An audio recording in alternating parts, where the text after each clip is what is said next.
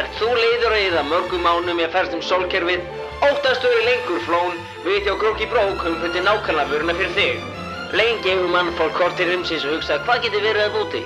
Núna getur þú gert það sem apaheila forfeðurnir gátu aðeins ímyndað sér. Með sérstökum Krók og Brók getur tæknin hendir lengst upp í raskatið á næstu stjörnuþyrpingu í aðeins einu kasti.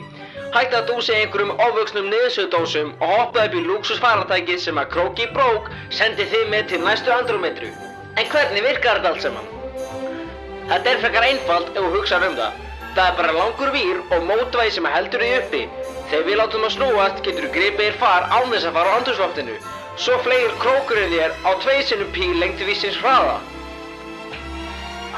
Fótboss, nærri og stærri tunglanna tveggja í kringum Mars.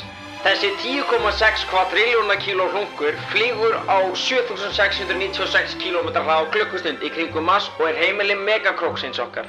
Þessi krókur er 912 km á lengd og sleikir yfirborð Mars.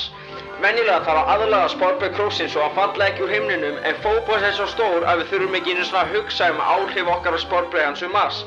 Hann er líka svo fljótur að ferðast að tekur hann aðeins 7,5 klukkustundir að fara heilan hring.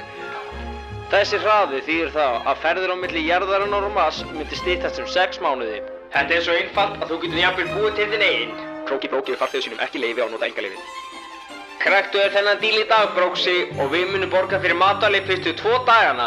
Og ef það er ekki nóg gott fyrir þig, notaðu það góðan Bróki Krók 69 og fáðu Króki Brók merkt handklæði með.